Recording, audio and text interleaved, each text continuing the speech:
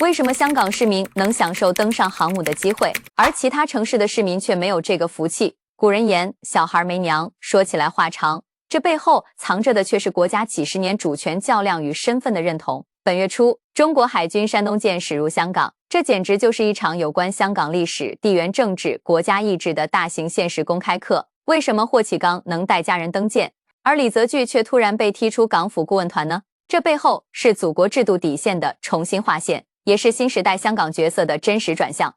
大家好，我是微笑，今天我们聊聊山东舰访问香港背后深层次意义，你看懂了吗？就在7月3日，中国海军山东舰航母编队抵达香港，展开访问活动。香港市民可以登舰参观，这无疑是一次极为珍贵的体验。对香港市民而言，这不仅是一次福利，更是一份来自祖国的深情厚礼。而此次访问的时机也十分特殊，正值香港回归祖国怀抱第28周年，这份厚礼意义不凡。当然，这次访问的意义绝不止于此。派出山东舰与055型万吨大驱同时抵港，除了展示我国海军的开放态度与硬核实力外，还承担着震慑某些强盗国家的重要战略任务。你知道为什么近年来欧洲和中东的战事频繁不断吗？主要原因正是某些强权国家唯恐天下不乱。因为只有将这些资源丰富、具有战略价值的地区搞乱，他们才能趁火打劫，从中攫取最大利益。我们如今能过上安定太平的日子，并不是因为这些强盗国家突然心生善意，而是因为我们自身已经足够强大，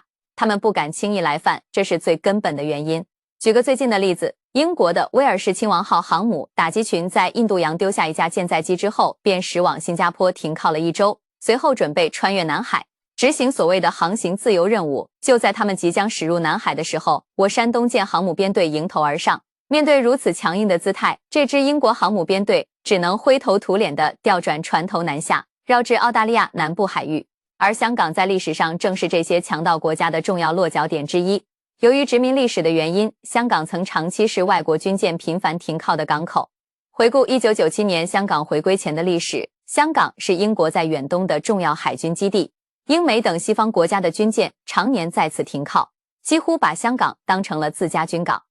1997年6月，香港即将回归祖国之际，英国还曾派遣以卓越号航母为核心的34艘军舰组成的特混舰队强行进入南海，妄图以实力炫耀最后的宗主权。尽管最终在我海军的全程监视下被迫撤离，但当时我们缺乏航母的现实，使这种被动应对的无奈显而易见。香港回归之后，根据中美之间达成的协议，经我方批准，美军舰艇仍然可以在一定范围内继续停靠香港。比如里根号航母就在2017年、2018年多次到访香港，并携带其驱逐舰与巡洋舰编队。而早在2010年尼米兹号航母停靠香港时，更是有多达5000名美军官兵上岸休整。想象一下，身为中国的市民，却要经常看到外国军舰频繁驶入自家港口，那种心理冲击不言而喻。尤其是那些被西方文化长期熏陶的所谓香蕉人，面对10几层楼高的外国巨舰，他们还能完全认同祖国的制度与价值观吗？可以说，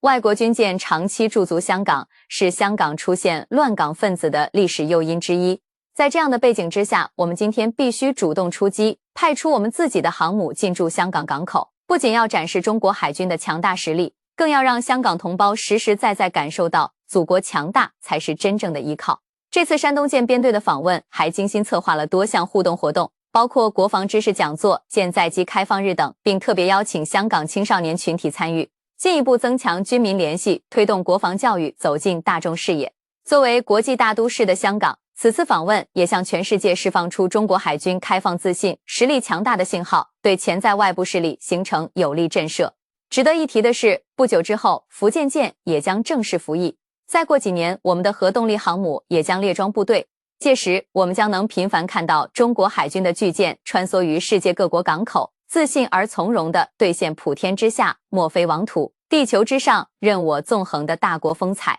在这次航母访港的过程当中，有一个细节格外引人关注，同样是香港的顶级豪门霍启刚一家受邀登舰参观，而李嘉诚的长子李泽钜却突然被港府精准除名，背后的含义值得深思。从霍启刚的一个小小举动中，或许我们能读懂其中真意。霍启刚一家人准备登上山东舰参观时，因为其儿子未满12周岁，不符合登舰年龄规定，被婉拒上舰。尽管孩子是个海军迷，但霍启刚仍毫不犹豫地表示理解与支持。选择遵守规则，尊重制度。要知道，以他目前的身份和社会地位，完全可以要求特殊安排，但他却用行动表明国家利益高于一切，制度必须被敬畏。而反观李氏家族，则显得截然不同。这个曾经在香港叱咤风云的家族，其巅峰时期几乎把香港变成了李嘉诚。李嘉诚能在上世纪70年代迅速崛起，与港英政府授予的特权密不可分。1971年，香港政府推出10年建屋计划，李嘉诚立即成立长江实业，成功拿下大项目。他利用特许土地开发权限，将住房销售金融化，进一步推动全民房奴时代。李氏家族不仅主导房地产领域，还深度渗透香港百姓生活的方方面面。旗下百家超市垄断了约 35% 的零售市场份额，屈臣氏化妆品占据超过 70% 的市场，港灯电力更是覆盖香港近 80% 的用电需求。可以说，在最辉煌的时期，李嘉诚在香港的影响力早已超越商业范畴。然而，这种垄断经营模式本质上并无技术含量，也缺乏科技创新。李氏家族依赖的是殖民时代遗留下来的特许经营制度带来的巨大利益。更令人唏嘘的是，1999年，李嘉诚拿下香港数码港项目。原本该项目旨在吸引科技创新型企业，为香港注入新动能，但李嘉诚却将该项目约 70% 的土地用来建设豪宅，并以高价出售。当初每平方米地价仅11亿港币，建成后转手便卖出每平12万港币的天价，轻松实现数十倍利润。难怪大贼王张子强当年讽刺李嘉诚，我们都是在抢钱，只不过用的方式不一样罢了。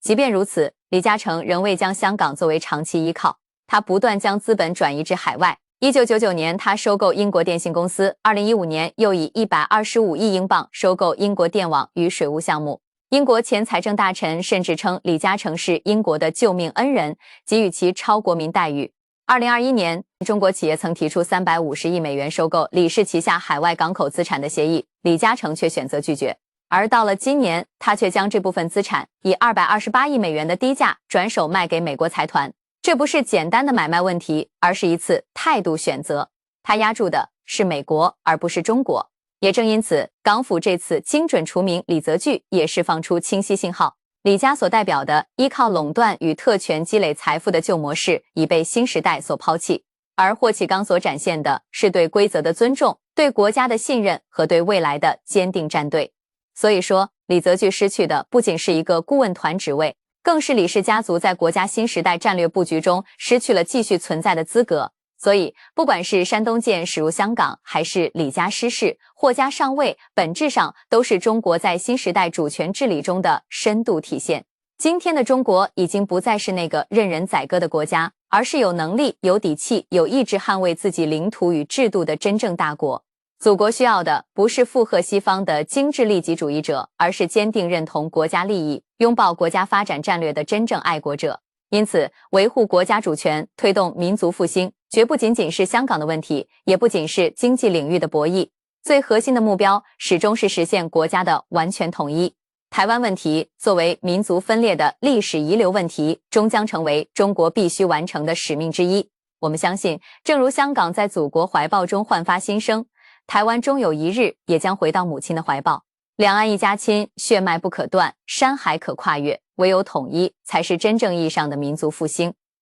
强国之路任重道远，但我们从未动摇。山河无恙，家国圆满，才是我们这一代人必须完成的答卷。